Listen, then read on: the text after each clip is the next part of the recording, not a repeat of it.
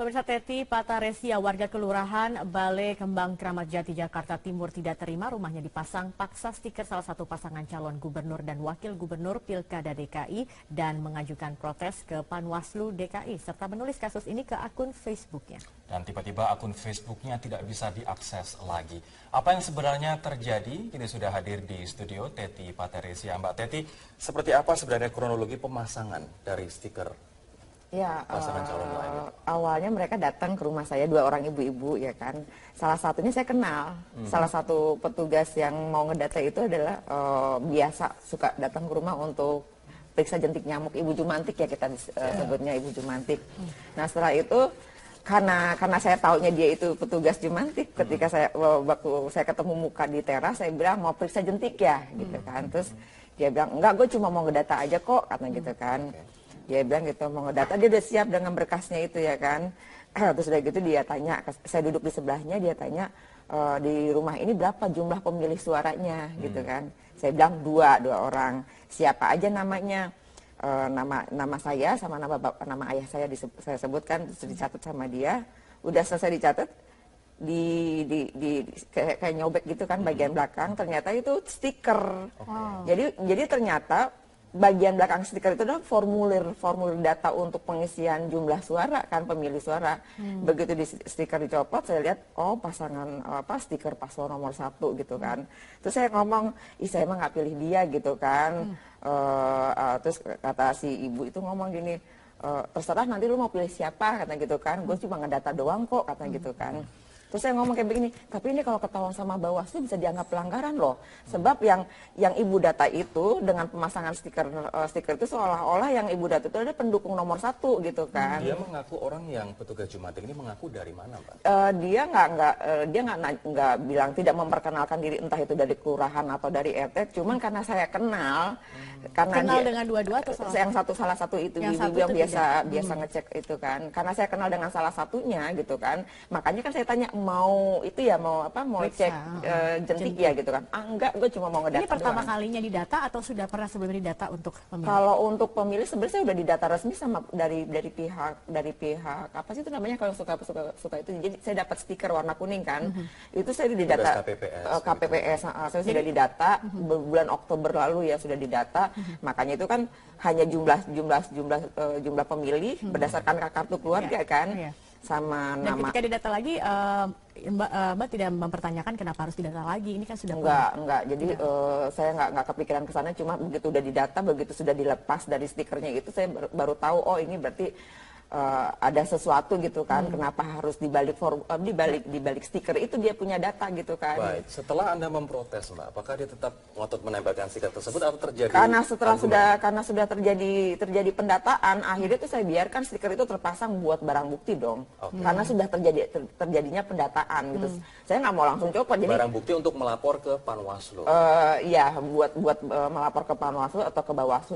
Cuman karena kebetulan saya nggak punya akses untuk berhubungan dengan Panwaslu dengan Bawaslu, akhirnya saya posting di Facebook. Jadi hari itu kejadian, jam 10 kejadian, jam 11 saya posting di Facebook. Sebelum ke Facebook, saya ingin tanya soal Panwaslu. Apa yang Anda sampaikan? Apa yang Anda laporkan kepada Panwaslu? Sebenarnya sih saya nggak melaporkan ke Panwaslu. Jadi pada malam tanggal 31 Januari itu sekitar jam 8 malam tiba-tiba ya setelah sudah jadi viral ya, postingan saya itu setelah jadi viral, itu pihak datang ke rumah malam-malam, ngakunya sih dari Bawaslu. Ngakunya dari Bawaslu. Jadi saya bilang ini buat barang bukti aja biar sampai ke Bawaslu gitu kan. Biar ditindaklanjuti.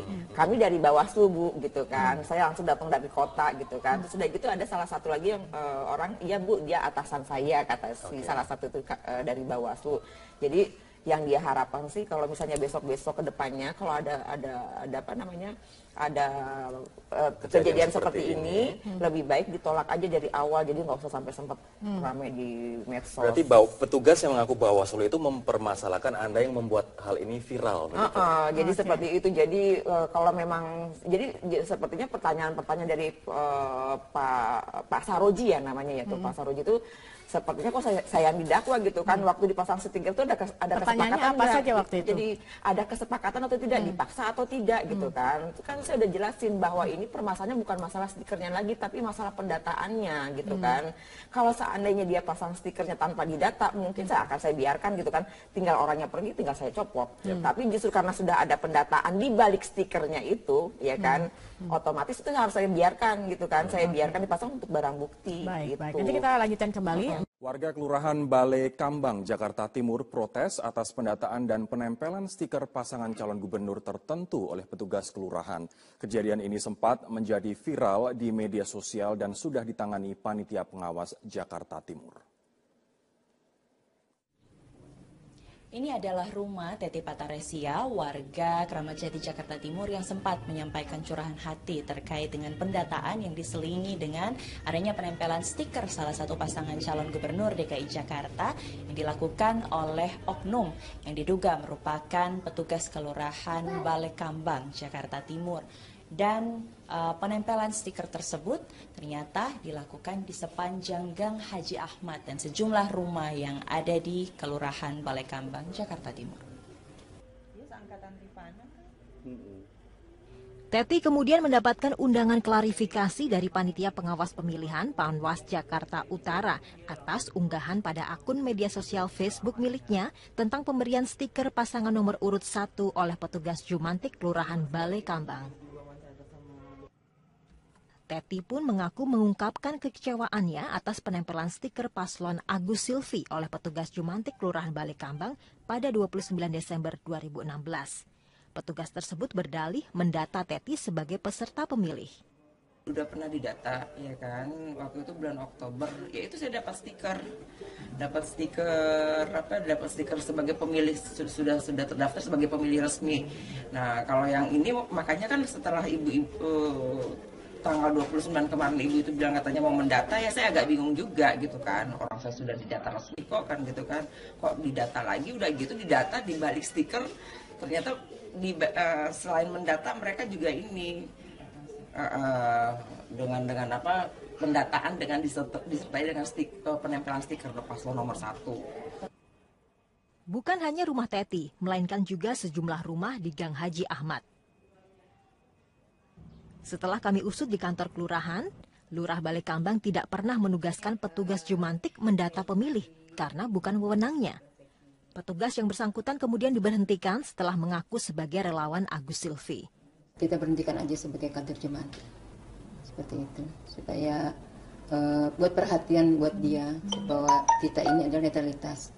Karena kader Jumantik itu kan juga mendapatkan honor dari Pemda DKI. Masyarakat pemilih diimbau turut mengawasi dugaan kecurangan selama rangkaian Pilkada serentak 2017. Laporkan ke Panitia Pengawas Pemilihan di kota ataupun kabupaten tempat Anda berada segera. Dari Jakarta, Jessica Wawor, Cahya Sunandar, Metro TV. Basuki Cahayapurnama dan Jarod Saiful Hidayat selaku Cagup dan Cawagup nomor urut 2 melawan berbagai berita hoaks di media sosial. Untuk menangkal berita hoaks, tim sukses Ahok Jarot pun menampilkan berbagai kesuksesan kinerja keduanya.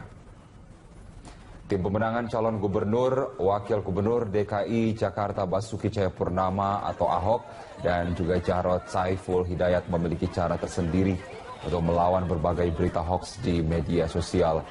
Clara Tampu Bolon selaku tim sukses Ahok Jarot mengungkapkan pihaknya memperkuat konten media sosial dengan menampilkan berbagai kesuksesan kinerja keduanya dalam menata dan membangun Jakarta. Clara juga menampilkan berbagai belusukan Ahok Jarot ketika bekerja dan menghindari penggunaan kata-kata kasar di media sosial.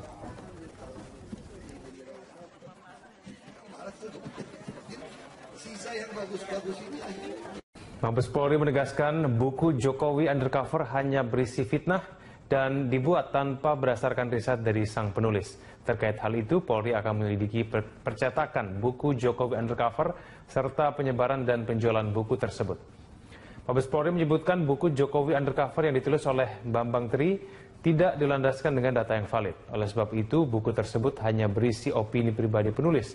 Karopenmas Mabes Polri Brigjen Pol Rikwanto menyebutkan dalam bukunya Bambang Tri hanya mengutip dari beberapa diskusi di Facebook tanpa menggunakan riset secara akurat. Sejauh ini polisi belum mengetahui motif Bambang Tri yang sudah menjadi tersangka.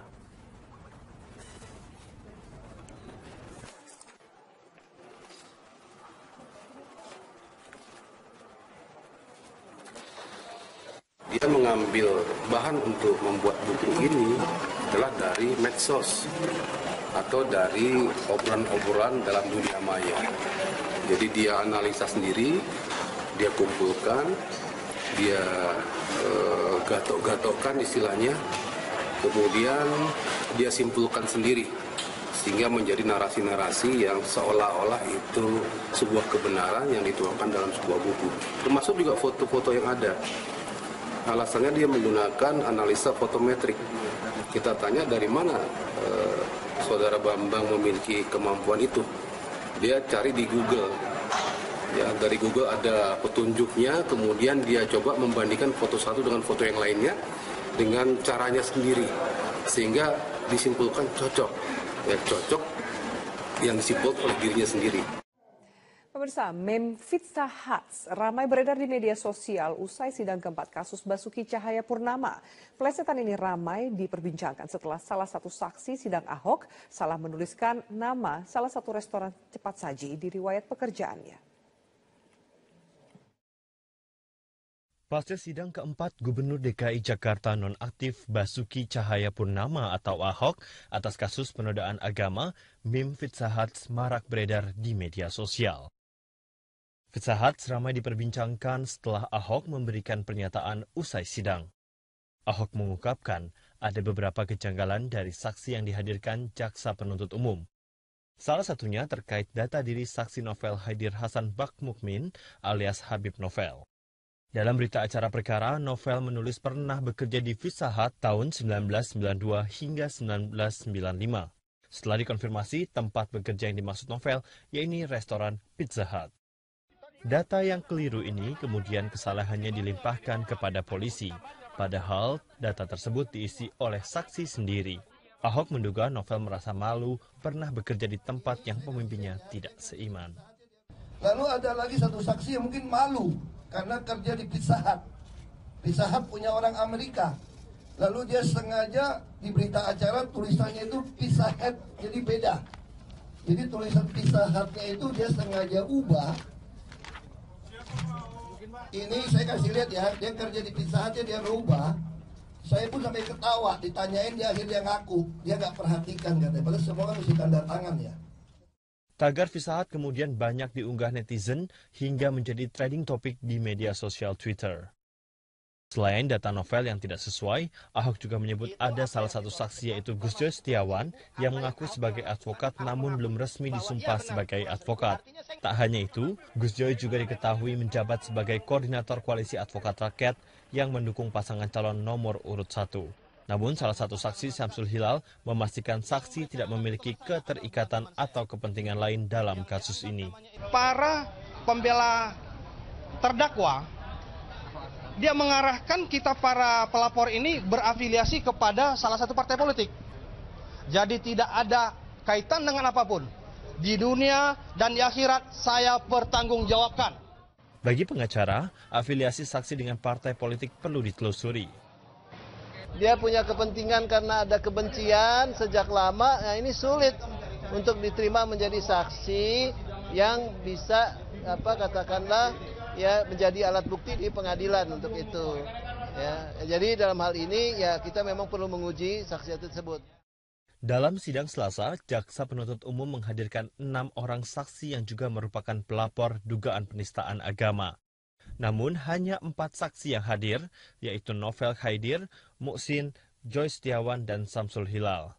Selain itu, 2 saksi lainnya yaitu Nahdi Naksabandi telah meninggal dan Muhammad Burhanuddin berhalangan hadir. Persidangan Ahok akan dilanjutkan kembali pekan depan, sidang akan menghadirkan sejumlah saksi lain dari pihak jaksa penuntut umum. Tim Liputan, Metro TV. Saya sempat membaca di salah satu media pernyataan dari anggota tim kuasa hukum Humphrey Jemat yang mengatakan bahwa kesaksian dari para saksi tidak kredibel dan tidak bisa dijadikan alat bukti di persidangan. Apa alasannya? Ya, alasannya kembali lagi kepada begini, keterangan saksi itu kan harusnya kredibel. Artinya dia itu sungguh-sungguh memang motivasinya juga benar. Kehidupannya benar, tapi begini, bagaimana saksi ini bisa dibilang kredibel sedangkan dia banyak lupa Ya, ini contoh ya, ada satu saksi ini. Ada satu saksi yang ditanya jawabannya lupa-lupa. Lupa melulu. Ini SD-nya lupa di mana, tahunnya lulusnya, SMP-nya lupa tahun berapa lulusnya. Apa korelasinya kemudian dengan kasus Nah, Ahok? ini kredibilitasnya begini. Kalau misalnya ya, ini contoh ya, dia sekolahnya saja dia lupa, ya, dia tidak tahu. Kemudian kesaksiannya semua juga lupa. Lalu bagaimana dia bisa meyakini betul ya bahwa Pak Ahok ini kesaksiannya tuh menista agama dan dia merasakan bahwa ini sebetulnya satu penghinaan. Jadi secara analoginya sudah lucu, ini orang yang lupa-lupa ingatan begitu, tapi ingatannya begitu tajam ketika menyangkut masalah Pak Ahok. Sedangkan pribadinya sendiri sudah enggak, ini hanya satu contoh. Contoh yang lain, masalah kan tadi dibilang bagaimana dengan orang yang kerja 3 tahun, tapi nggak tahu tuh perusahaan dari Amerika apa dari Itali. Malah dia bilang Pak Ahok itu goblok karena Pizza Hut itu dari Itali bukan dari Amerika. Ini hanya contoh. Sedangkan dia cuma dengar video Pak Ahok 29 menit. Nah, ini ada yang lebih menarik lagi. Kita contoh kredibilitasnya bagaimana. Ini kita ambil contoh. Pada waktu Pak Ahok pidato di Kepulauan Seribu, yang dipermasalahkan kan pidatonya Pak Ahok kan, udah pasti menista, menodai agama, kira-kira begitu. Ini logika. Orang di Kepulauan Seribu pada waktu Bapak menyampaikan pidato, ya, itu nggak ada yang protes, malah ketawa dan tepuk tangan. Itu belum selesai. Pak Ahok kemudian memberikan 3 termin pertanyaan, artinya masyarakat boleh bertanya. Dan tidak ada yang keberatan. Dan nggak ada